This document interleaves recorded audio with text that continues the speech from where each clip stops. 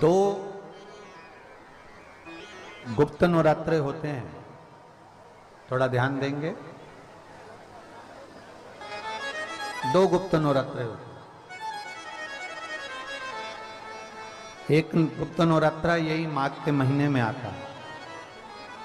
श्रृंगी ऋषि ने इस गुप्त नवरात्रे का बड़ा वर्णन किया। श्रृंगी बाबा ने इस गुप्त नवरात्रे के बारे में बहुत कुछ बताया, बहुत कुछ।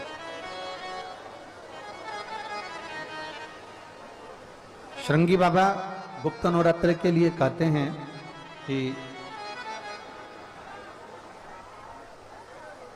अगर इस गुप्त नवरात्रे के अंतर्गत 9 लाल फूल,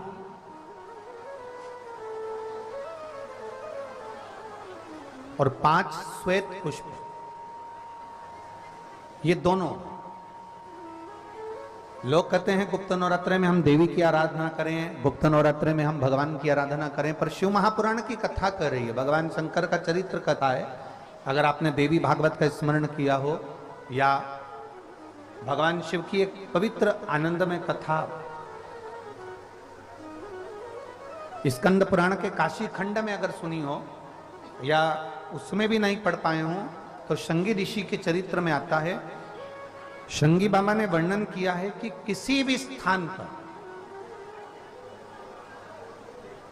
किसी भी स्थान पर यदि हमारे घर में 2 शिवलिंग है, नहीं है, तो किसी अपने घर के गमले में, बगीचे में 2 पार्थिव लिंग का निर्माण करें। 2 पार्थिव लिंग, उसमें एक शिवजी का स्मरण करें और एक में माता पार्वती जी का स्मरण। देवादिदेव महादेव के 2 स्वरूप, 2 लिंग प्रकट कर कर, एक पर 9 पुष्प लाल और एक पर श्वेत पुष्प 5 समर्पित करें, बाबा की आराधना करें, घी का दीप लगाएं, पूजन करें, और बाद में उन शिवलिंग को, उन पुष्पों को विसर्जन करें। किसी भी नदी में, तालाब में, बावड़ी में, अगर वहां नहीं विसर्जन कर सकते हैं तो किसी वृक्ष के नीचे उनका विसर्जन कर दें। पर ये नवरात्रे, ये जो गुप्त नवरात्रे हैं, इस माघ महीने में जो गुप्त नवरात्रे आती है, इसी के अंतर्गत इसका पूजन है। एक बार हमने पहले वर्णन किया था, जिसके यहाँ संतान नहीं होती उसके लिए भी पहले इस माघ महीने में जो गुप्त नवरात्रे आते हैं उसका स्मरण कराया था। कैलाशी अविनाशी है शिव तत्व का है। आप जिस भाव से आप भगवान को रिझाते हो, भगवान उस भाव से अपने भक्तों के करीब पहुंचता है। भक्तों के यमुना जी ने पार्थिव शिवलिंग का निर्माण किया। केवल चाहे गुप्त नवरात्रे हो, चाहे सर्व नवरात्रे हो, केवल देवी की आराधना कर रहे हैं और सोचें कि हम माता जी की आराधना कर रहे हैं और माता जी हम पर प्रसन्न हो। शिव महापुराण की कथा कहती है, कोई सी भी नवरात्रे में अगर आप शंकर भगवान की आराधना के साथ देवी की आराधना करेंगे तो शिव महापुराण की कथा कहती है, महादेव शिव और शक्ति दोनों ही कृपा जरूर करते हैं। ये निश्चित है, निश्चित है।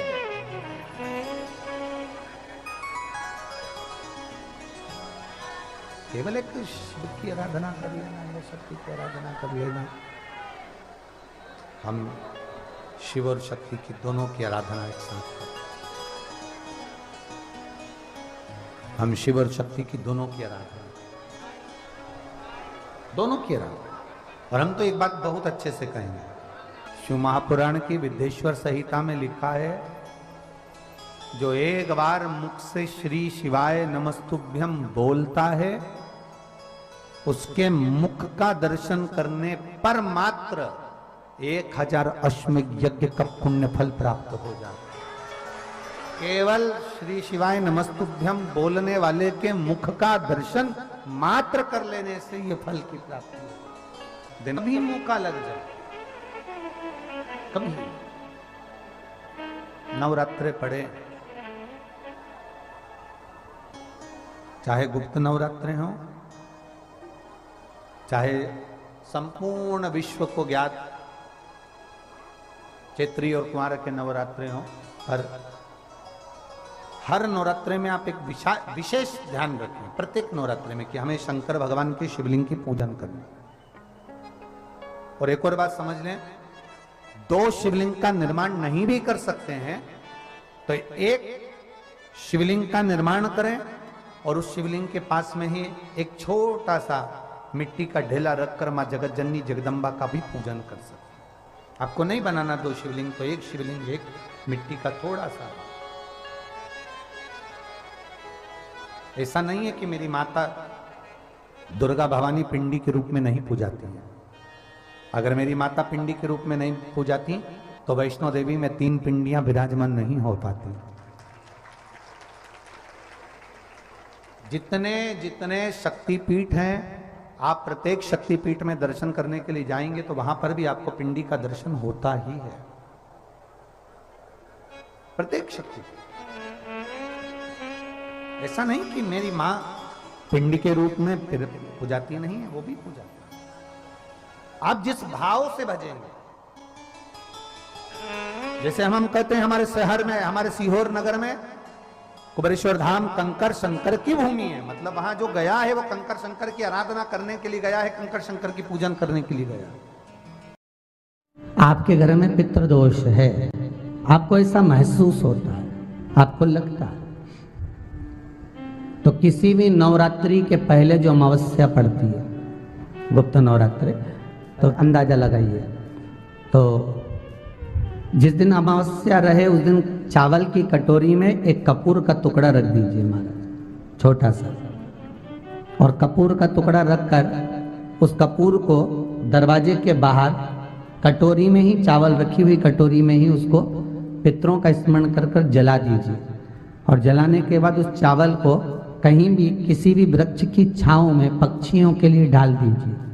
शिव महापुराण की कथा कहती है, अगर मान लो पितृ आपको कष्ट दे रहे हैं, पितृ आपको तकलीफ दे रहे हैं, कोई काम नहीं होने दे रहे हैं, या कहीं आपको ऐसा लगता है कि पितरों का दोष है, तो वो पितृदोष देवी, अब ये जो आप करेंगे ये कब कर रहे हैं? अमावस्या के दिन आप उसको रख रहे हैं, अमावस्या के दिन उसको रखकर रात भर आपने रखा कपूर के साथ में, सुबह एकम पड़ गई, नवरात्रि लग गई, उसी दिन उसको जलाकर आपने पटक दिया। अर्थात उससे देवी और पितृ इन दोनों का आशीर्वाद जो प्राप्त होता है, तो घर में से पितृदोष समाप्त होकर लक्ष्मी की वृद्धि प्रारंभ हो जाती है, कार्य में सिद्धता आ जाती है। मान लो अगर पितृदोष है तो करो, नहीं है बड़े अलमस्ती से रहो।